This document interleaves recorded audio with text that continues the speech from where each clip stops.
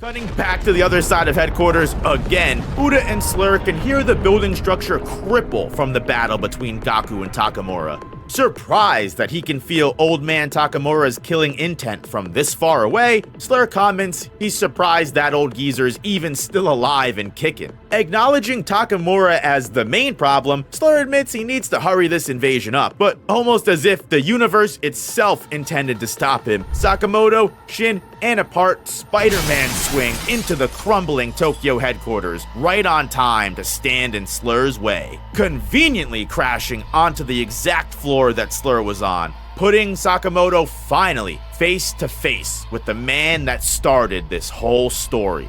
After all this time, Sakamoto can confront this Slur, or X, whatever he is. But shockingly, Sakamoto doesn't refer to this villain by either of his codenames. In fact, Sakamoto calls Slur by what we can only assume is the gang leader's real government name, Uzuki.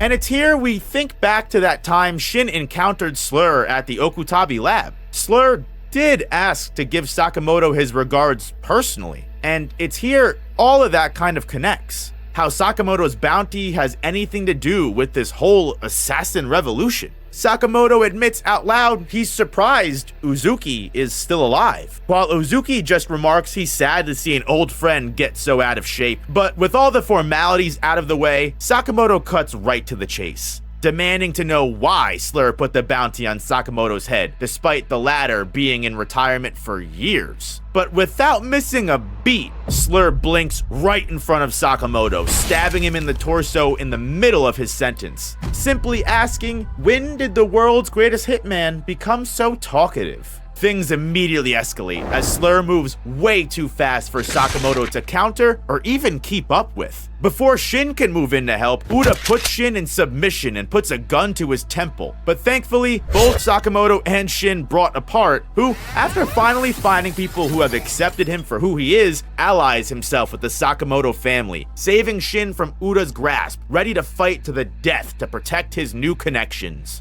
Unfortunately, in that very same breath, Slur manages to slice off a part's arm before the death row prisoner even can comprehend what just happened. Uda moves just as quickly, seconds away from ending Shin's life if Sakamoto not recovered in time to kick Uda away. Sakamoto is lethally wounded, and blood is spraying out of the stab wound made by Slur. Honestly, even Uda and Slur are kinda surprised that wasn't enough to finish Sakamoto off. Sakamoto yells at Shin for both him and a part to stay out of this fight, despite Shin begging to help. This is clearly something personal Sakamoto does not want to involve them with. But also, based on how things have gone so far, it must be very clear how severely outmatched all three of them are to Sakamoto. This is the exact warning both Granny Mia and Nagumo have been trying to give Sakamoto since he started this journey. Even Uda, Slur's assistant, thinks he can handle all three of these protagonists himself, but Slur declines, claiming it would be a waste not to toy with his old pal Sakamoto.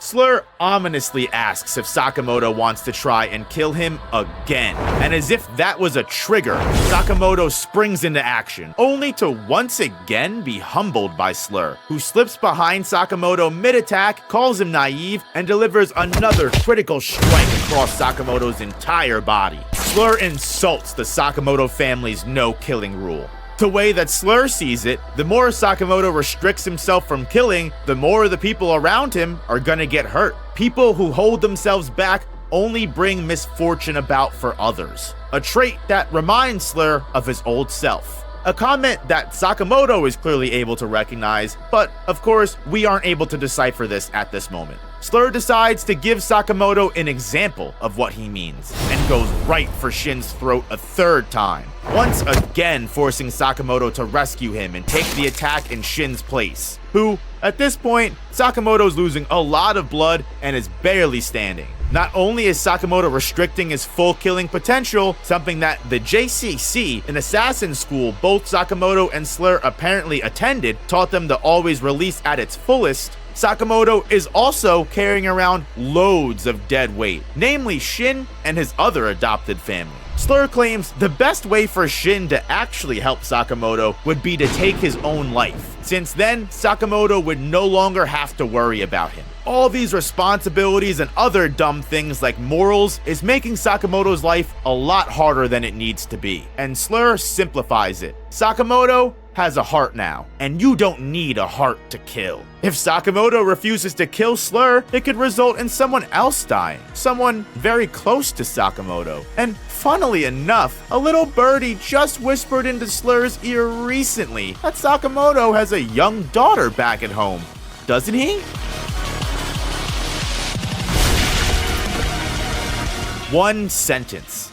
That's all it took for Sakamoto to snap. His intention to kill fluctuating as strong as it did 5 years ago when he was at his peak. Perhaps even more. Slur smiles, knowing he's finally managed to get underneath Sakamoto's skin. He welcomes back the world's greatest hitman, Japan's most lethal assassin, Taro Sakamoto. But as he moves in, having every intention to rip Slur from this life, a flash of Sakamoto's family hits his eyes. In the last moment, Shin calls to Sakamoto, almost making him hesitate. But before we know if that killing blow would ever connect, Gaku busts through the wall between Slur and Sakamoto. Not too far behind is Takamura, cutting through the door and tipping its handle open, carrying the presence of death itself. The Grim Reaper makes his appearance known, putting everyone in the room on high alert. Gaku even suggests aborting the mission to Slur, because fighting a smoke demon like Takamura is not what he signed up for, which is crazy to think this one elderly man was more of a deterrent to Gaku than toppling the entire Hitman organization of Japan.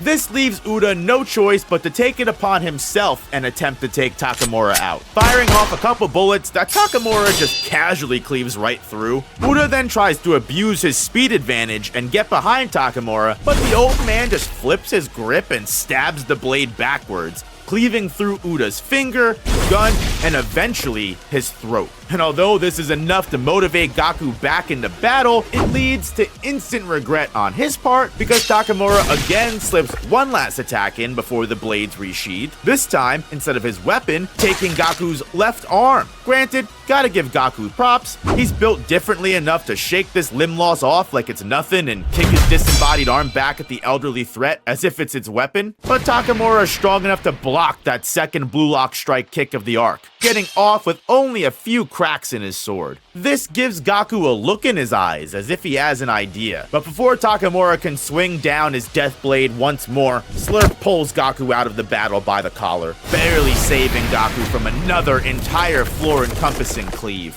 Even Sakamoto and Shin are narrowly able to avoid it, realizing they're both severely outclassed in the fight that's going on right now. Gaku tries to goad Slur into taking Takamura on, but he comically shrugs it off, as if admitting not even he could deal with someone of Takamura's caliber. Which, if not even Slur is willing to fight Takamura, that old man really might be the current title holder for the world's strongest. As Slur attempts to make his escape, Sakamoto tries to stand in his way one final time. Yet no matter how strong Sakamoto's will is, he's nowhere close to a level that can effectively clash with Slur, or, as we know now, Uzuki. Takamura also jumps in to try and ambush the gang, but unfortunately for everyone, Uda was still hanging on to life by a thread, revealing to be rigged with a self-destructive bomb. Slur apologizes once more to Uda for now making him give up his entire life for Slur's dreams. But Uda assures Slur that it's no worries at all. The traitor was most likely bleeding out from Takamura's stab anyway. Uda grabs on to the old geezer from behind and yanks his bomb cord with every last ounce of strength, cloaking the entire floor in a massive explosion. Amongst the chaos, Sakamoto was only able to shield the nearby Shin with his apron, meaning, sadly, the unconscious apart was lost in the blast. But before the two of them can rest, Slur's knife drops to the floor between them. His presence lays hidden behind the clearing smoke, whispering something to Sakamoto that we're unable to make out, but whatever was said leaves Sakamoto speechless. By the time the floor is emptied out of smoke, everyone has already disappeared, the only survivors remaining amongst the rubble being Sakamoto and Shin alone.